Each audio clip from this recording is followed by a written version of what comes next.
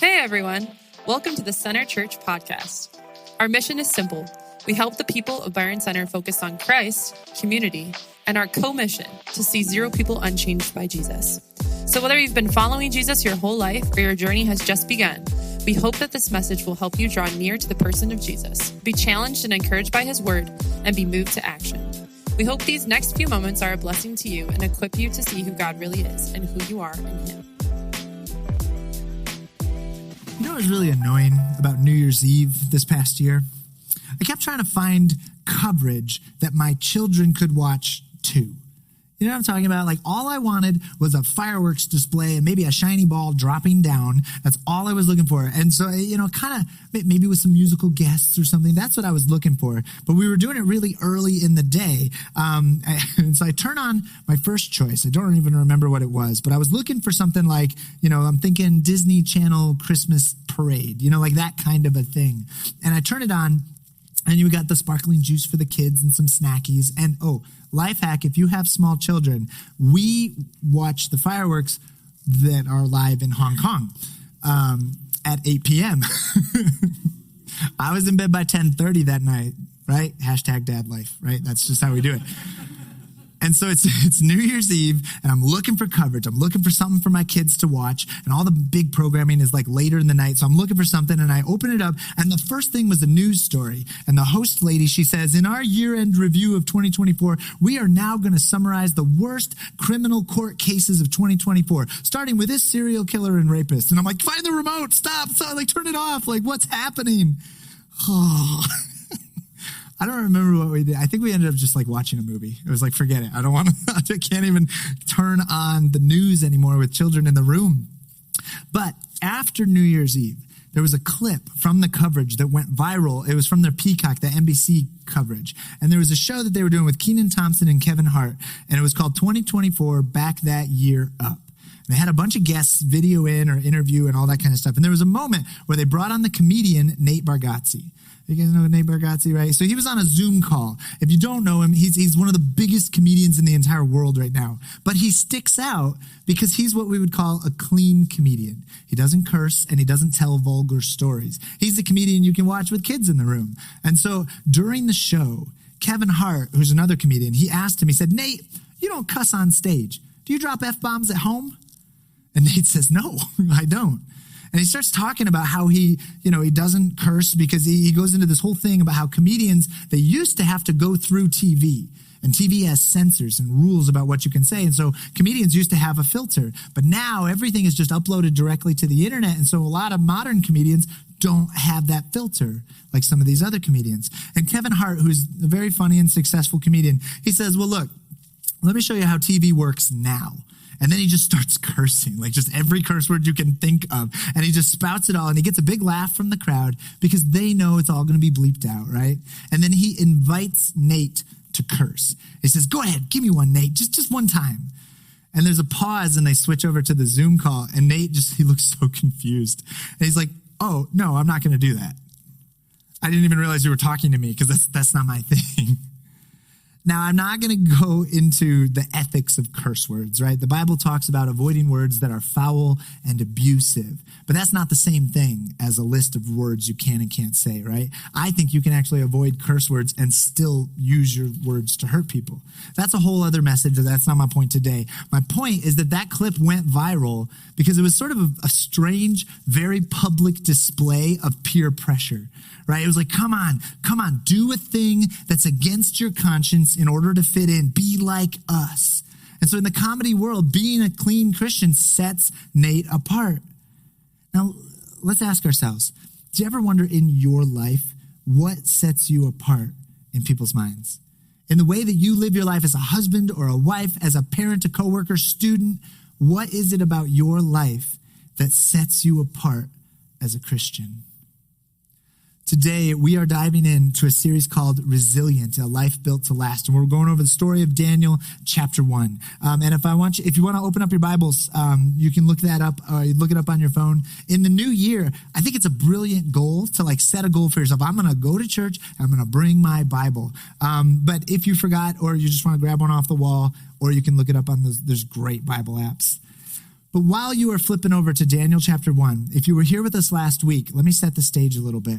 The short version is that Daniel was this young Jewish man whose city got conquered and then by the empire of Babylon. Then they deported him as an exile to the capital city, which was called Babylon. Now, exiles are stripped of their identity. They were made as servants or slaves to their captors. So Daniel and his buddies, they're going to work for King Nebuchadnezzar. And so that's all in chapter 1, verse 1 and 2. And then it says in verse 3, it says, then the king ordered Ashpenaz, his chief of staff, to bring to the palace some of the young men of Judah's royal families and other noble families who had been brought to Babylon as captives. Select only strong, healthy, and good-looking young men, he said. Make sure that they're well-versed in every branch of learning and are gifted with knowledge and good judgment and are suited to serve in the royal palace. Train these young men in the language and literature of Babylon. Okay, so I know it's kind of a bummer that they have to be servants in the palace or whatever. But I'm looking at this job description, right? Strong, healthy, good-looking, well-educated, suited to serve. I mean, it's kind of flattering, right? Like sure, they're servants. That's a bummer. But like, these are the primo. This is the top. This is the Ivy League of servants, right? The king tells the chief of staff, find these young men and then start training them. It keeps going in verse 5.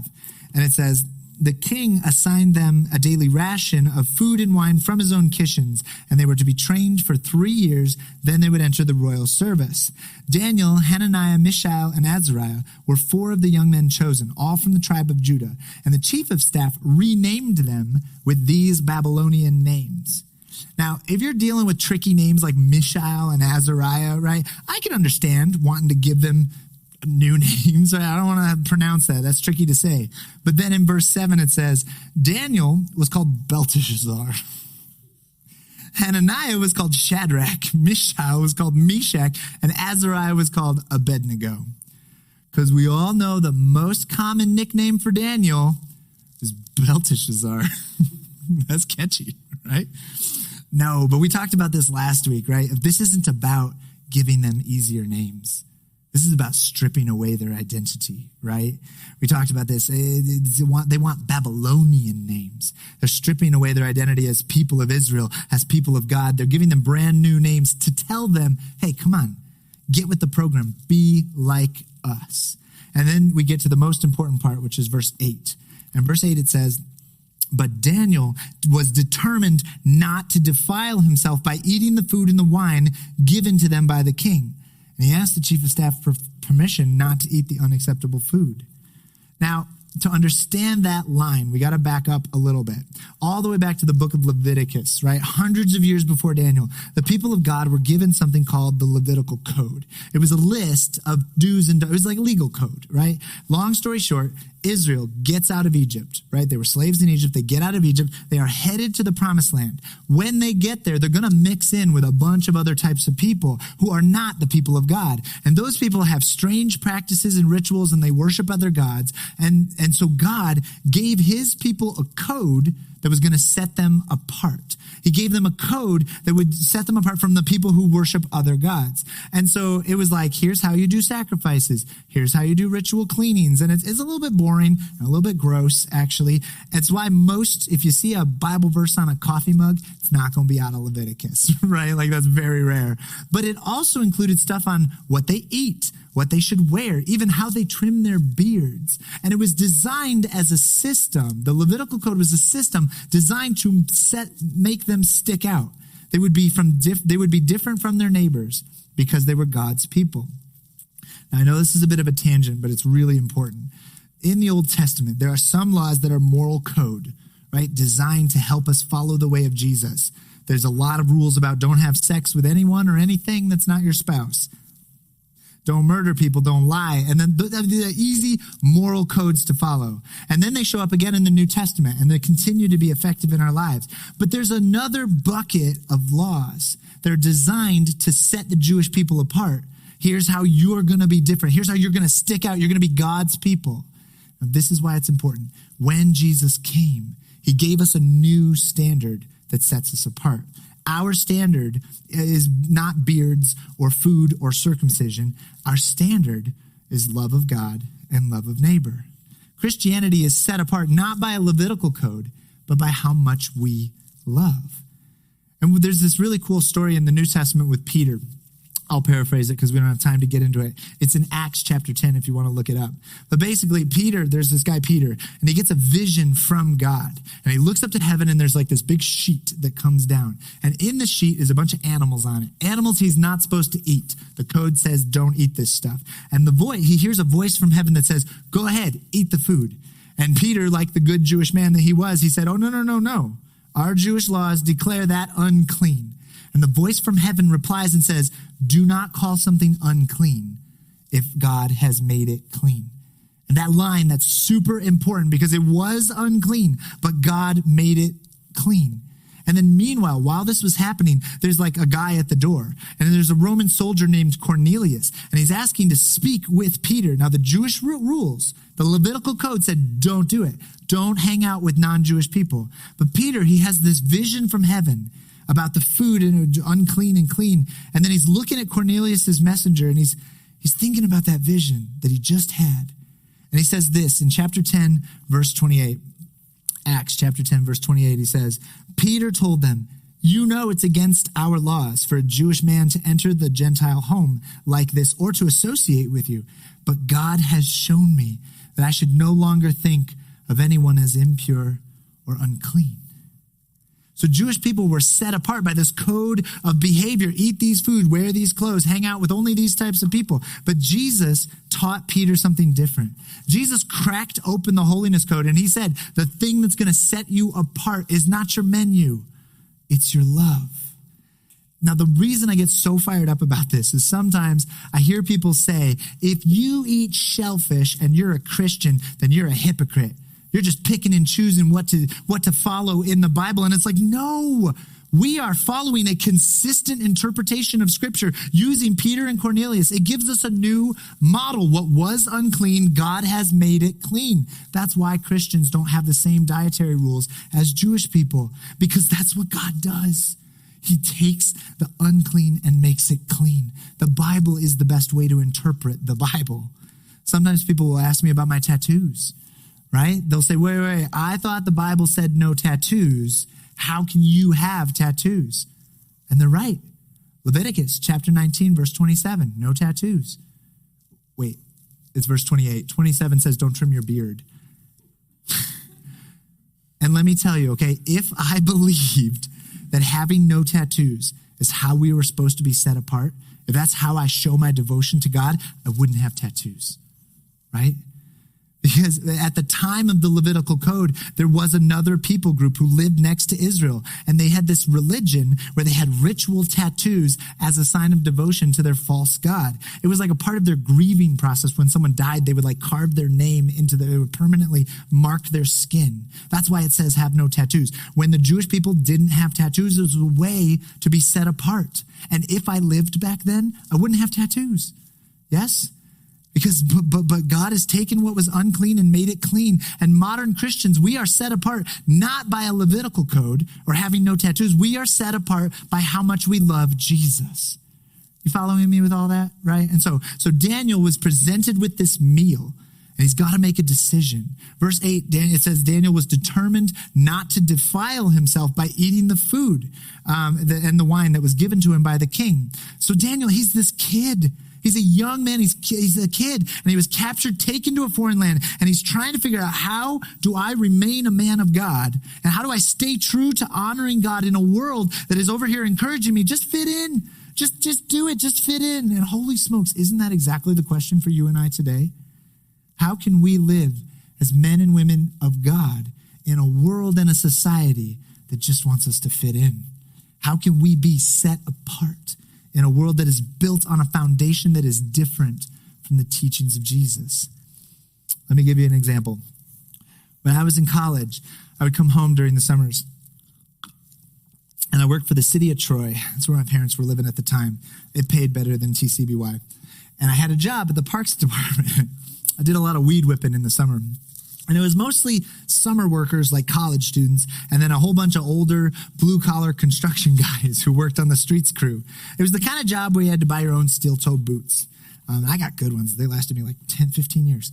But not to stereotype, but we would eat lunch, and it was in this cafeteria area in the city of Troy. And the conversation would get a little colorful. A lot of the guys, they like to talk about what they did over the weekend and some of the women that they had been with and all that kind of stuff. Now, I could have kept my mouth shut. Just eat my sandwich, go back to work, keep weed whipping. I didn't have to participate in the conversation. But I remember there was this nudge in my heart.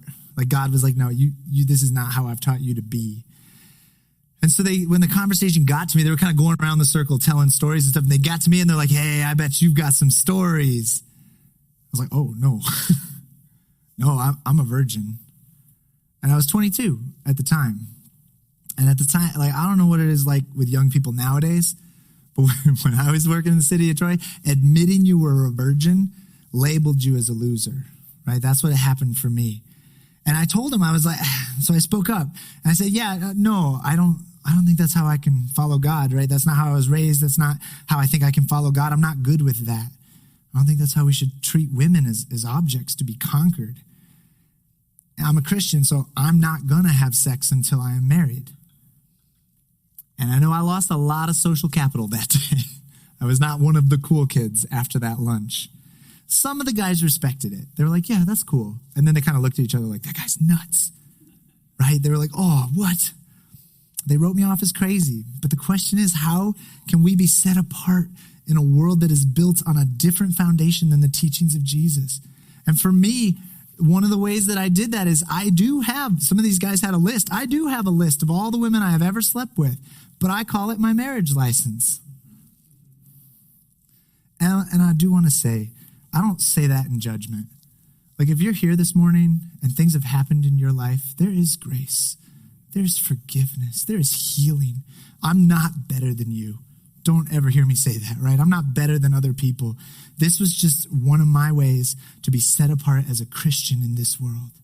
And I think for Daniel, it was sort of obvious, right? God says, don't eat this. And the king says, eat this. And it's like, no, I'm not going to do it. That's an obvious choice. Don't do that thing.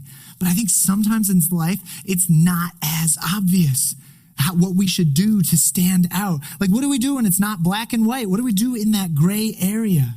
I remember there's a story in the book of Corinthians, and there were these Christians who were struggling with food in the marketplace. Imagine this. Just imagine you go to the grocery store or like BYRON Center Meats. Anybody ever been there? I just went there the first time like a couple days ago. It was awesome. It's a nice place. It's really cool. And so anyways, imagine you go in there and you go into the grocery store and you find some food. Some of the meat that is for sale has been sacrificed to a false god. Like there's a pagan temple up the road and that's where they source the meat from, right? And that's what they're doing. And the question is, are you allowed to buy that meat? Because let's say it's on sale, right? It's much cheaper than the other meat, right? Are you allowed to buy that meat? And if you do, if you eat that meat, are you supporting the pagan god? Like actually think about that for a second. If you found out there's meat in the grocery store, you're like at the meat counter, and you find out some of it is sourced from the pagan temple up the road, would you buy it? Right? Like there's the FDA approved pulled pork and there's the grass fed organic beef and then there's the pagan temple pork chops, right? Like it's all just right there. And the Christians in that church all those years ago, they were divided. They didn't know what to do. And some of them were like, yeah, it's just meat. Like it doesn't matter. I don't worship that God. It's just meat. But there were others who were like, no, dude, don't touch that meat. And you can go look this up. This is 1 Corinthians chapter 8. And Paul has this brilliant response. He says, okay, look, we know up in our heads that food is just food. The food, that you can eat it or not eat it, whatever. It doesn't matter. What matters is in your heart. And he has this nuance. He's like, look, some of you grew up in that church. You were in that pagan temple. Some of you grew up sacrificing to that. So if you eat it, to you, it will be supporting that temple. So you should not eat it. He says this. This is in chapter 8, verse 7. I love this. 1 Corinthians. He says, however, not all believers know this. Some of you are accustomed to thinking of idols as being real. So when they eat the food that's been offered to the idols, they think of it as worship to a real God, and their weak conscience is violated. It's true. We can't win God's approval by what we eat. We don't lose anything if we eat it. We don't gain anything if we do. But You must be careful so that your freedom does not cause others with a weaker conscience to stumble. For if others see you with your superior knowledge, it's actually in quotes, eating in the temple of an idol, wouldn't they be encouraged to violate their conscience by eating food that's been offered to an idol? So because of your superior knowledge, a weak believer for whom Christ died will be destroyed. And when you sin against other believers by encouraging them to do something that they believe is wrong, you're sinning against Christ. So if what I eat causes another believer to sin, I will never eat meat again as long as I live, for I don't want to cause another believer to stumble. Isn't that beautiful? It's like, is eating this meat sinful? And Paul's like, look, technically not, right? I know it's not, it's just meat. I'm not worshiping that God, but to my friend, he struggles with this. He thinks it is worship because he is worshiping that other God. So even though I know this is just a barbecue sandwich, when I hang out with that guy, I'm not going to eat that meat. I'm not touching it because I don't want another believer to stumble. I want us both to succeed at being set apart. I think sometimes in life, the line is so clear. It's so obvious, but there is gray areas. And the question for us always should be, how do you remain set apart as a follower of Jesus? So let's jump back in with Daniel. I know that was kind of a rabbit's trail, but it's important. We got to understand. So Daniel lives under this Levitical code, right? This is how his people show their love of God. They were set apart by what they eat. You might remember, for Jewish people, it was no bacon, right? These people understood what it was to sacrifice. These people, they knew. But he's in the palace, and he's recruited for the servant's job, and he's going to give him food that he can't eat. And so here's what he does. This is Daniel chapter 1, verse 9. And it says, now God had given the chief of staff both respect and affection for Daniel. But he responded, I am afraid of my lord the king, who has ordered that you eat this food and wine. If you become pale and thin compared to the other youths your age, I'm afraid the king will have me beheaded. And so this messenger guy, he's like, look, I like you, man. I want to help you out, but I got a job to do. You're going to get me in trouble. I don't want to get in trouble. So Daniel proposes a test. And he says, Daniel spoke to the chief attendant and he said, please test us for 10 days on a diet of vegetables and water, Daniel said. And at the end of the 10 days, see how we look compared to the other young men who are eating the king's food. Then make your decision in light of what you see. And the attendant agreed to Daniel's suggestion and tested them for 10 days. So he proposes this test. He's like, look, let me try. Let me follow God's way for 10 days and see what happens. And it doesn't have any bad consequences. And so it finishes up verse 15. At the end of the 10 days, Daniel and his 3 friends looked healthier and better nourished than all the young men who had been eating the food assigned by the king. So in this little story, following God works out great for Daniel. No consequences. He's able to stay set apart and doesn't have anything bad happen to him. Now, if you know the book of Daniel, you know this is the only time that happens.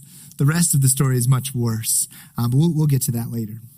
The good news I have for you today, and this is the thing I really want you to hang on to, is that God sets us apart. Literally, the definition of holy is to be set apart. God wants us to be holy. Jewish folks like Daniel, they were set apart because of their diet, because of their grooming, the ritual cleaning and sacrifices. But for Christians, we have the same need to be set apart, the same need to claim our identity as God's people. I'm going to follow Jesus, and so I'm going to be different than the rest of the world. But Jesus taught us, he's like, it's not going to be about your meals. It's not going to be about your clothes. It's not going to be about about your rituals. What sets us apart is our love of God and love of our neighbor. John 13, verse 35, he says, by this, everyone will know you are my disciples, if you love one another. Love for God, that means obedience to his word, following the way he has taught us to live, right? And then love of our neighbor, that's where we sacrifice for other people, where we serve other people in our lives. That's how we are set apart from the rest of the world. Because let me ask you, if you did not own a church shirt and you don't have the little WWJD bracelet or the cross necklace, you don't have the fish bumper sticker on your car, if you have no labels that identify you as a Christian, could someone outside your life guess that you were a Christian? Can somebody figure out just from how you live? Do you live your life with a radical level of love? where the only way anyone could explain that is obedience to God. They just look at you and they're like, wow, the way that guy is loving people, he must be a Christian. Because here's the thing, and we talked about this a bit back last week. The world is changing. It wasn't that hard to follow Jesus when everyone around you is doing the same thing.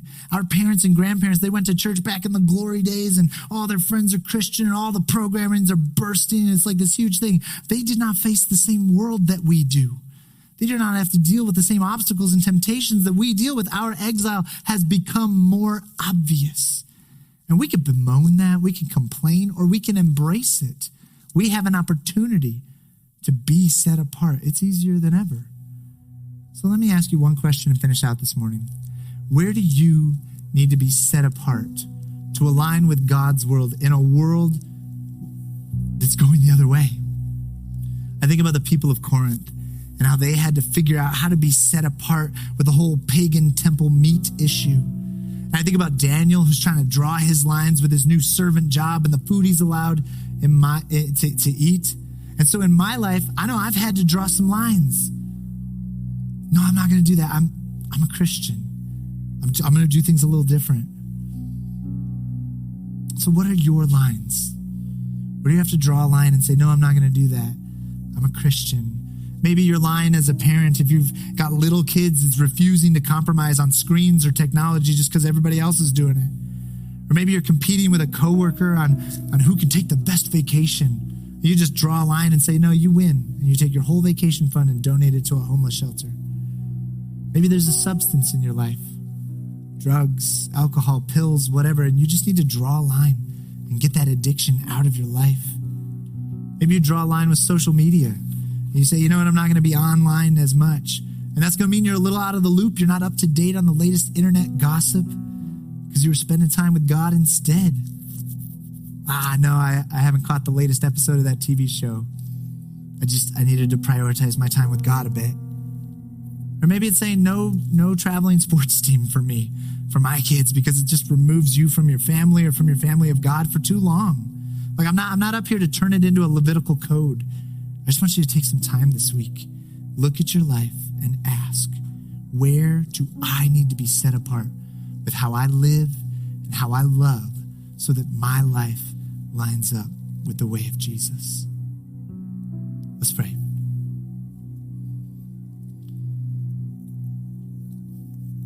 Dear Jesus,